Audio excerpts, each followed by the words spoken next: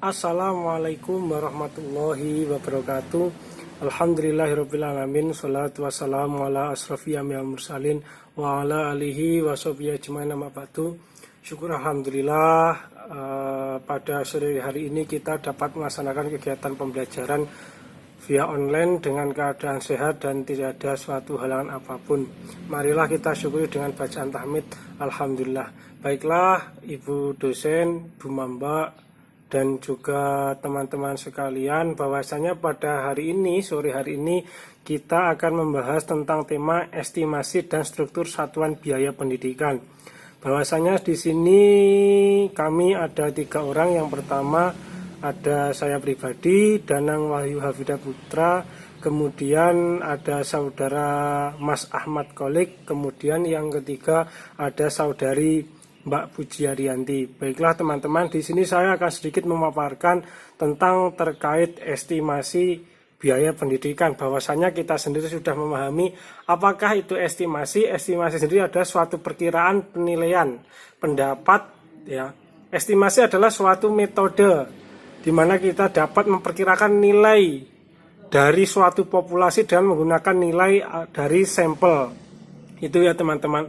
Kita pahami sendiri bahwasanya kita sudah tahu bahwasanya bagaimana kita mengestimasikan sebuah pembiayaan dan juga bagaimana kita memperkirakan biaya yang akan dikeluarkan.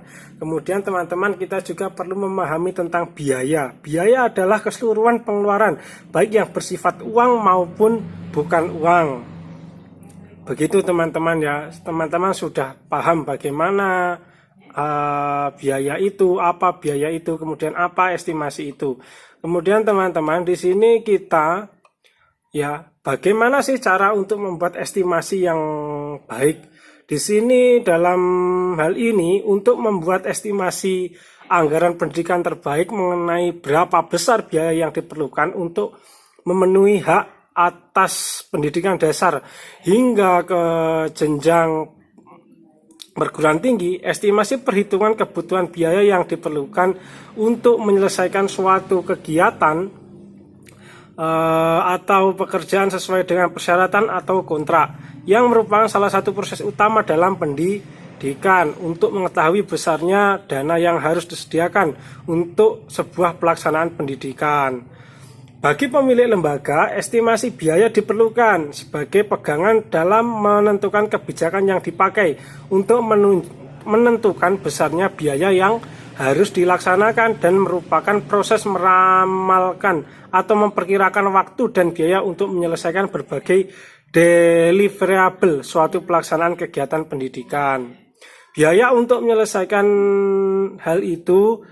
Untuk melakukan estimasi perhitungan biaya diperlukan A. Pengetahuan dan keterampilan teknis estimators, seperti membaca gambar, melakukan estimasi perhitungan maupun lainnya. Yang B. Personal judgment berdasarkan pengalaman estimator. Nah, itu teman-teman. Dan mungkin di sini juga ada bagaimana cara terbaik untuk meningkatkan estimasi adalah mengumpulkan dan mengarsipkan data mengenai estimasi dan aktual dari proyek pendidikan masa lampau. Jadi kita bisa berkaca ketika bagaimana kita memperkirakan biaya tahun ajaran baru, kita bisa melihat tahun ajaran sebelum-sebelumnya. Misalkan seperti itu, apakah dana tersebut tetap sesuai atau sama dengan dana tahun lalu atau apakah akan berbeda. Pastinya itu kita juga melihat kondisi bagaimana sebuah lembaga kita.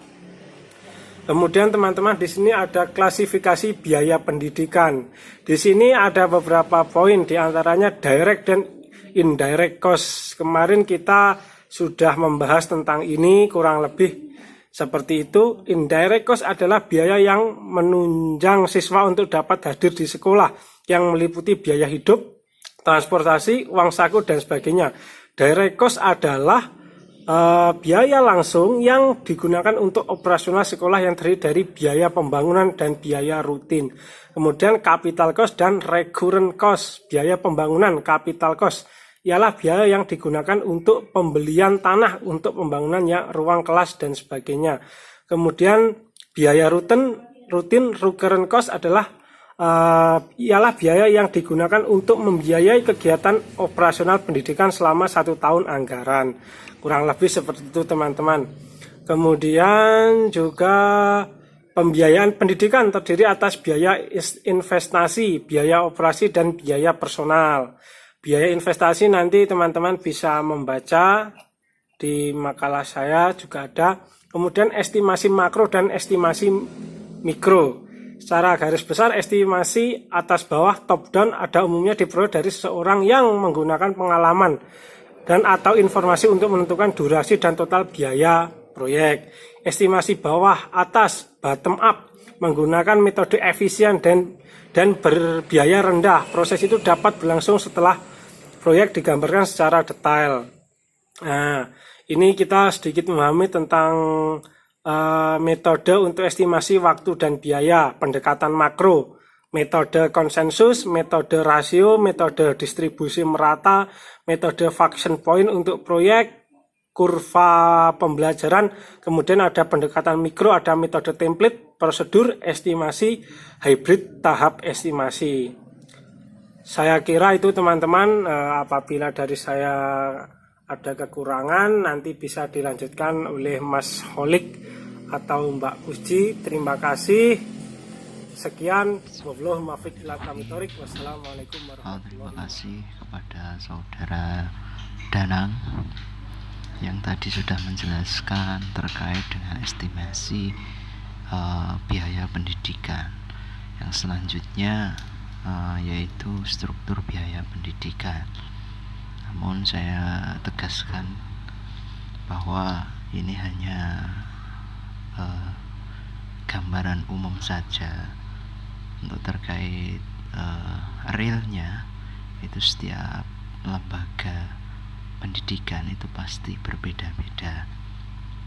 Di sini mengenai struktur biaya satuan pendidikan, yaitu meliputi biaya satuan pendidikan, biaya personal, dan biaya penyelenggaraan pengelolaan satuan pendidikan.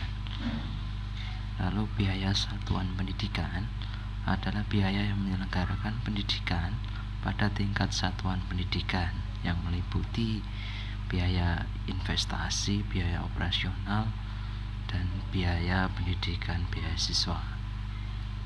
Biaya penyelenggaraan dalam pendidikan adalah biaya-biaya yang dibutuhkan atau yang dikeluarkan oleh lembaga pendidikan.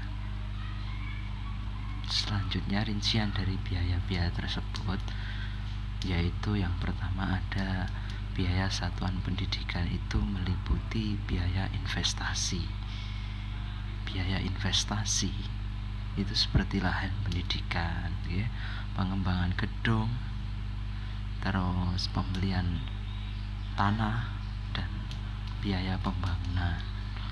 Selanjutnya adalah biaya investasi selain lahan pendidikan, itu seperti waktu, ilmu, dan lain sebagainya. Selanjutnya yaitu biaya operasi. Yang pertama dalam lingkup biaya operasi itu yang pertama ada biaya personalia. Biaya personalia yaitu meliputi gaji dan tunjangan yang melekat pada gaji fungsional profesi untuk pendidik dan tenaga kependidikan. Selanjutnya untuk tenaga kependidikan yaitu berupa tunjangan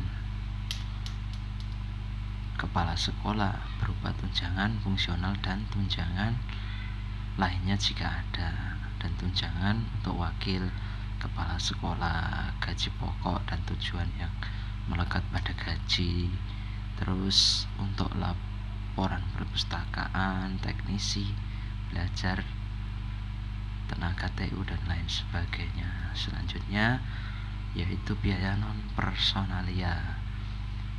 Biaya non personalia yaitu seluruh pengeluaran sekolah selain yang dimanfaatkan untuk kebutuhan kesejahteraan, gaji dan tunjangan. Jadi biaya non personalia ini yaitu biaya selain dari yang saya sampaikan di atas tadi, yaitu biaya personalia. Seperti contohnya adalah biaya untuk pembelian alat tulis, terus rapat, transportasi perjalanan dinas dan lain sebagainya. Selanjutnya ini saya mengutip dari riset yang dilakukan oleh saudara Sudiono Sukirman Ma'ruf yang diunggah dalam Akademia Edu, terkait struktur biaya satuan pendidikan.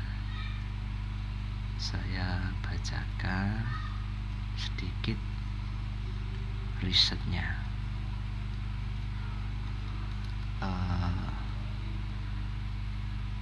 Nah, berikut ini perhitungan 4 jenis biaya satuan pendidikan, yakni biaya satuan operasional personalia, biaya satuan operasional non personalia, dan biaya satuan investasi personalia.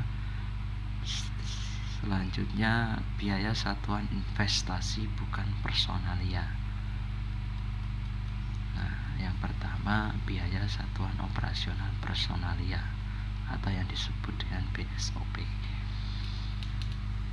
Nah, ini saya ambil untuk bagian SD. BSOP di SD negeri secara nasional itu mencapai Rp28.880 per siswa per tahun. Biaya ini dihitung dari total biaya operasional personalia dalam setahun yang meliputi gaji, tunjangan pendidik dan tenaga kependidikan baik PNS maupun non-PNS di setiap sekolah dibagi dengan jumlah siswa. Jadi biaya ini dihitung dari seluruh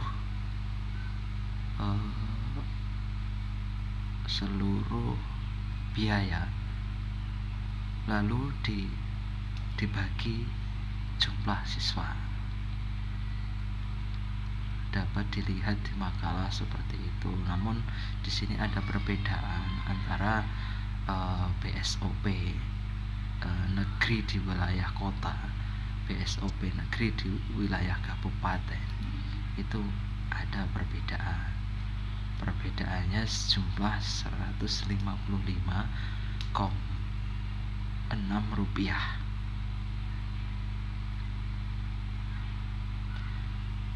di mana BSOP SD negeri wilayah kabupaten itu lebih tinggi dibandingkan BSOP SD negeri di kota.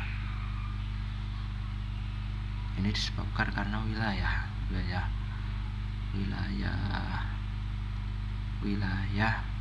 di lembaga tersebut dan juga banyaknya siswa. Ini seharusnya ada tabelnya, namun tidak saya kutip. Selanjutnya biaya satuan operasional non personalia atau BSONP. BSONP di SD negeri rata-rata secara nasional mencapai Rp372.220 per siswa per tahun. Biaya ini diperoleh dari total biaya operasional non personalia dalam 1 tahun yang meliputi biaya alat dan bahan tulis sekolah, pengadaan dan pencetakan, dan daya dan jasa. Nah, itu BSONP SD negeri di wilayah kabupaten mencapai Rp358.322, sedangkan di wilayah kota itu sebesar Rp397.237, atau terdapat perbedaan sebesar Rp38.914, di mana BSON BSD negeri wilayah kota lebih tinggi dibandingkan BSON BSD negeri di kabupaten. Nah, tingginya BSON BSD negeri di wilayah kota disebabkan oleh perbedaan yang cukup besar dalam biaya operasional. Seperti yang kita ketahui bahwasanya di kota itu biaya operasionalnya itu lebih mahal karena ya di kota dan juga kebutuhannya itu lebih banyak. Selanjutnya, biaya satuan investasi personalia atau yang disebut dengan BSIP. BSIP ini untuk biaya pengembangan pendidik dan tenaga kependidikan. Yang pertama itu ada BSIP guru, itu berdasarkan data tahun 2009 dari 10 LPMP. Total dana yang dikeluarkan untuk pengembangan guru dan dalam bentuk pelatihan, workshop, seminar atau yang sejenisnya itu secara nasional mencapai 26.236.661.329 rupiah. Nah, dari total sebanyak itu, guru yang menjadi sasarannya sebanyak 9.410 orang. Dengan demikian, rata-rata biaya satuan investasi per guru sebesar Rp2.788.062. Itu untuk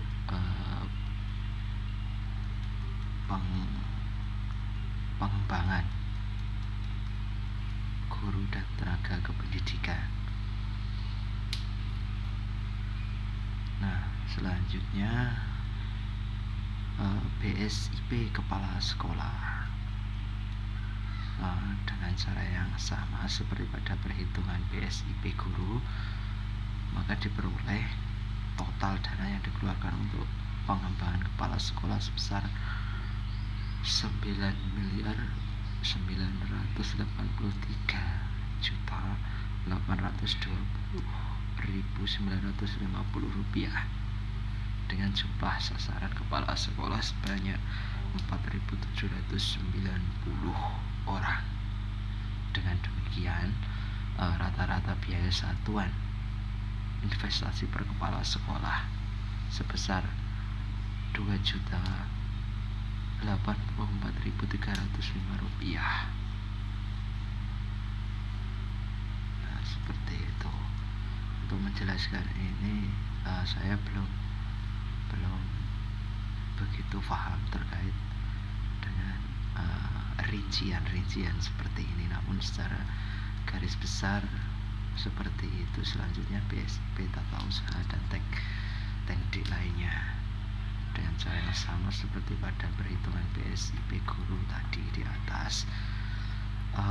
Untuk pengembangan tenaga TU dan teknik tenaga kependidikan yaitu sebesar Rp5.741.516.100 dengan jumlah sasaran TU teknik lainnya sebanyak 2.562 orang.